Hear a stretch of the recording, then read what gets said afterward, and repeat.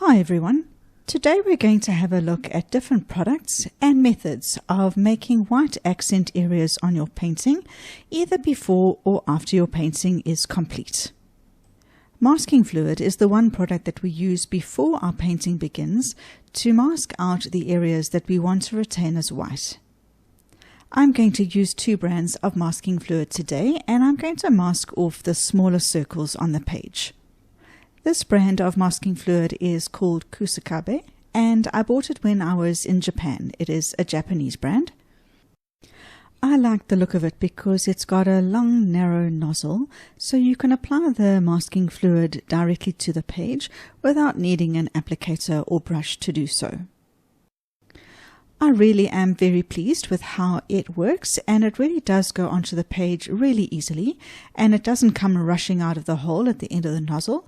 It is quite easy to control, and I can easily get it into the circles that I am wanting to mask off. This is Winsor & Newton masking fluid. Because it comes with a screw top lid, you need to use some form of applicator to put it on the page.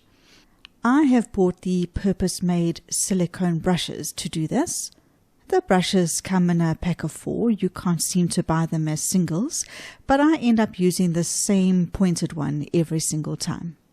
And you can also use a toothpick to apply the masking fluid if you wish. Start by unscrewing the lid and pouring some of the masking fluid into a well or a holder. If there is some dry masking fluid on the inside of the bottle, either pour past it or use something like tweezers to grab a hold of it and pull it out. Masking fluid is essentially a liquid latex medium. This explains the rubbery texture that it has when it dries, and the reason why it is so easy to remove from the paper. Just some tips on the use of masking fluid. Make sure that you don't shake the bottle before you pour it out. Shaking the bottle will form bubbles inside the liquid, and that will cause it to thicken much quicker. We also don't use masking fluid directly from the bottle because we want to reduce the amount of time that the masking fluid inside the bottle is exposed to air. If we allow air into that bottle, all of the masking fluid inside is going to dry. So we pour a little bit out to use and seal the lid as quickly as we can. Then, as far as what tools to use to put the masking fluid on the paper, today I'm going to use a silicone brush and a toothpick. I have heard people say that you can take a normal paintbrush, cover it in dishwashing liquid, use your masking fluid, and then the masking fluid and the dishwashing liquid will just rinse off at the end. I have tried and lost one of my good brushes to this technique, so I'm really not prepared to take the risk again. I really am not having much success with the toothpick here. It is a little sharp, but breaking off the tip and making it slightly blunter does give me more success. When I'm finished applying the masking fluid, I don't pour the residual back into the bottle. I wait for it to dry, and then as you can see here, it easily peels off in a single piece. We will return to the masking fluid once it's dry, but for now we're going to have a look at gouache. Gouache is an acrylic water-based opaque medium, and that makes it perfect to paint on top of watercolor. The brand I'm using here is Holbein, but I don't think that brand names really matter in this video. I'm going to apply the gouache directly from the tube so that I don't water it down in any way. I just wet and tapped off my brush first just to get the hairs to stick together, but from that point on I'm working straight from the tube. And because gouache is a water-based medium, it is absolutely fine for you to use your watercolor brushes to apply it. The gouache will rinse off easily with water once you are finished. Next, I'm going to try Chinese white watercolor. Being a watercolor and not an acrylic paint, this paint is classified as being semi-opaque. This means if I water it down enough that I should get a bit of translucency through it, but straight from the tube it is really quite opaque. Without watering it down at all, I should get very similar or the same results as I did with the gouache.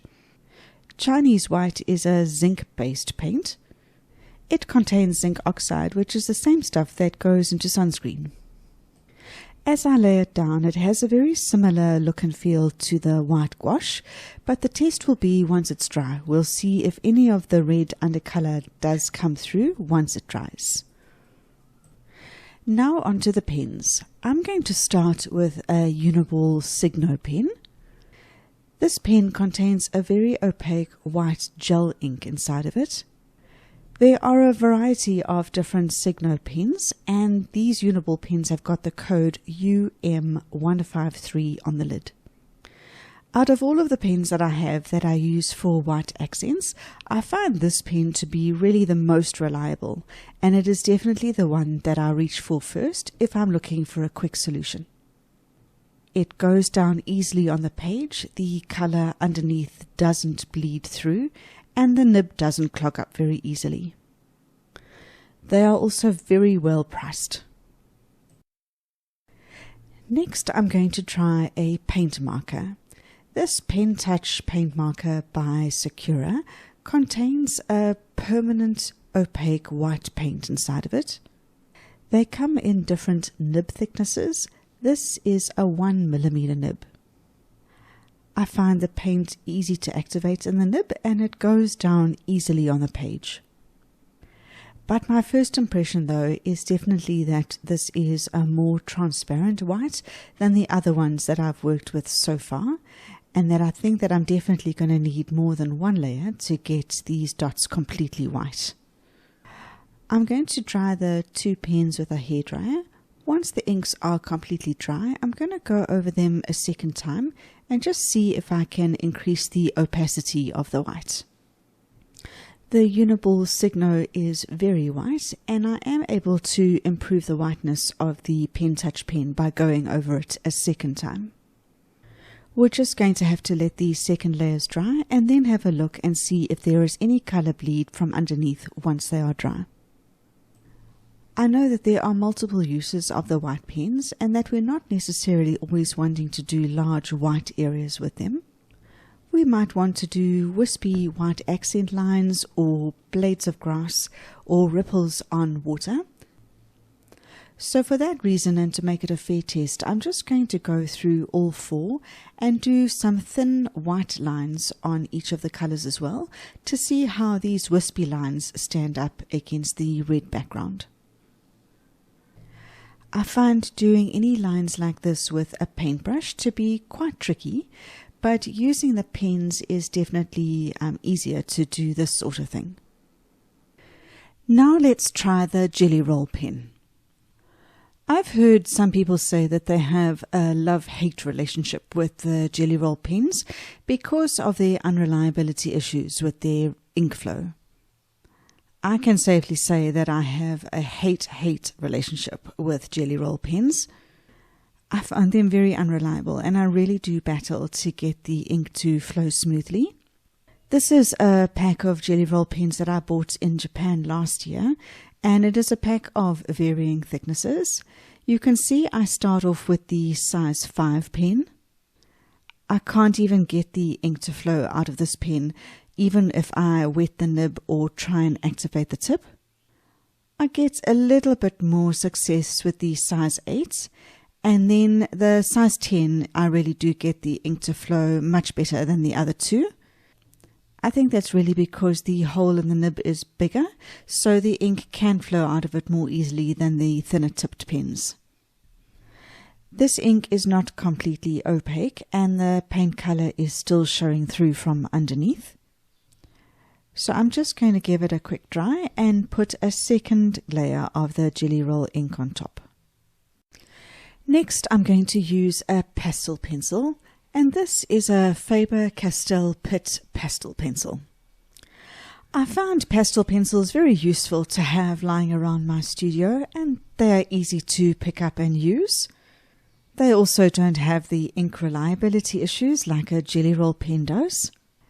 But the one disadvantage is that the lead inside the pencil is very soft and prone to breaking. For that reason, I don't put pastel pencils inside a pencil bag where they might bump up against other items, and that could easily break the lead. This is another pastel pencil that I have. It must have been dropped on the floor in the shop, and I haven't been able to sharpen it to the point that I'm able to use it. The lead must be broken all the way through. Now I'm just going to lay down the same wispy lines with the masking fluid and give them the chance to dry. Now that my masking fluid is dry, I can go over with my paint and paint over the entire area.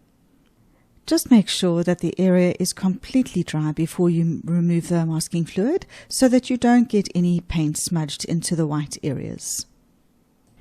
Make sure that you allow the paint to dry naturally and that you don't put any hairdryer or drying tool over the masking fluid. This can cause the masking fluid to go brittle and then tear your paper as you remove it. So if you use masking fluid at the beginning of a painting, you're not going to be able to use a hairdryer or an air dryer to dry any layers of that painting moving forward. Now that the paint is dry, I can remove the masking fluid. Some people use a tool like a magic eraser or an eraser to do this, but I find as long as my hands are clean and dry, rubbing it off with my finger works just fine. Just work gently, don't press too hard, and slowly roll the masking fluid off the painting. Out of these two brands of masking fluid that I'm using today, I find the Winsor & Newton one the easiest to remove. So in conclusion, if I have a look at the two paint on whites, I see that the gouache has cracked a little bit upon drying, whereas the white watercolor hasn't. For that reason, out of the two paint-ons, the white watercolor is my preference. I really like the Uni-Ball Signo for the quick, thin white lines, and I'm not impressed at all with the Sakura Pen Touch paint marker. I haven't kept my feelings a secret about the jelly roll, so I won't be reaching for that one. The Pastel Pencil is really easy and convenient if you're not looking for really intense white lines. The two masking fluids yield exactly the same result. I like the applicator one for its convenience, but the Winsor & Newton one is the easiest to remove and I think will cause the least damage to any paper type. So out of the two, the Winsor & Newton is the one that I would buy again. One product that I haven't tested today that I think really does deserve a mention is Dr. P.H. Martin's Bleed Proof White. I simply haven't got it in my studio because of the prohibitive cost of importing it into Thailand. But this is a completely opaque white and none of the undercolor will bleed through.